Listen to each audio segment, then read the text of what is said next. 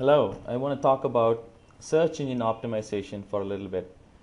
Search engine optimization is the process of improving the volume and quality of traffic to a website from search engines via natural search results for targeted keywords. This definition is as per Wikipedia page on search engine optimization. Now let's look at the advantages of doing SEO. Search engine optimization improves the page ranking of your site. It matches your site or pages with more keywords and appropriate keywords. By doing these things, it improves the volume and quality of traffic to your site. Now let's take an example. If you search for the word refrigerator in Google, then you get a list of pages, and the first among them is the Wikipedia page for refrigerator. If you take a quick look at the page source of this Wikipedia page, then you find that refrigerator keyword is indeed mentioned as a keyword in the page source. Let's look at the meta tags that are used for search engine optimization. Page title, which is a summary description of the page. Keywords, which are a list of keywords separated by comma. And description, which is a full description of the page. Let's take a look at an example. Let's look at the Seattle page of the Craigslist website. This is what the page looks like. If you look at the page source of this page, then you'll notice that the title, description, and keywords have been appropriately included in the page source so that the page matches searches for things like Seattle jobs or Seattle apartments and so on. Now let's look at the page title and what rules we must follow when we form the page title. The title should specify the summary of the page. It must not be too long. It should use important keywords or key phrase. The page title must be unique for each page in the site. Let's look at a bad example of a page title. This website has keywords repeating in the page title, and it's also too long. You should not also have an untitled document. You should not use generic phrases like "welcome to my site" or use your domain name as your page title. Here's a good example. This page title is taken from fanprice.com.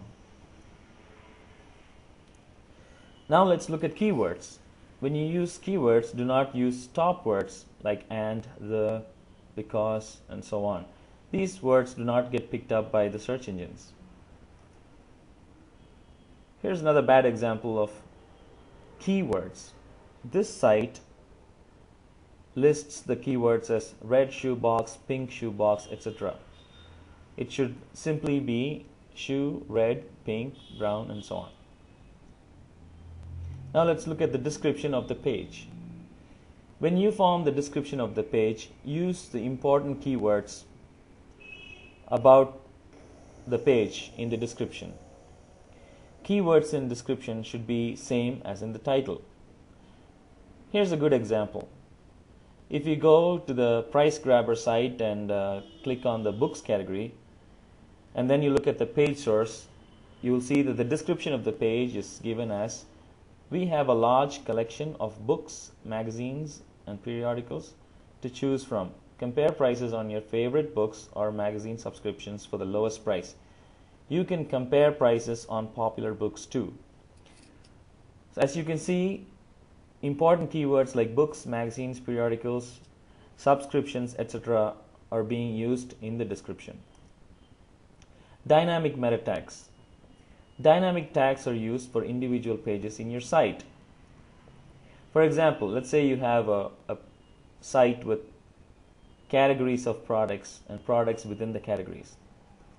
When you browse to the individual categories of products, the tags become more specific. For example, filtering on Polaroid in the camera accessories page of pricegrabber.com results in a page title of Polaroid APS camera accessories, pricegrabber.com. User-friendly URLs.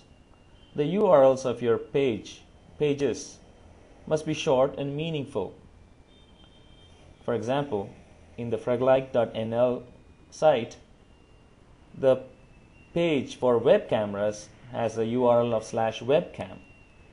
Essentially, the main keyword becomes part of the URL. The URLs are found meaningfully as /camera, /notebook, etc. You must definitely avoid HTML errors in your pages. You can validate your pages using some tools available, such as the one given on this slide. You can use the validator to avoid problems. Some of the common problems to avoid are closing all the tags, avoiding inline styles, etc. Another good idea is to create a sitemap XML, and then you can use the sitemap XML to introduce your site to the search engines. For example, you can use the Google Webmaster tool to add your sitemap XML. When you form this XML, make sure that you do not repeat URLs within your site.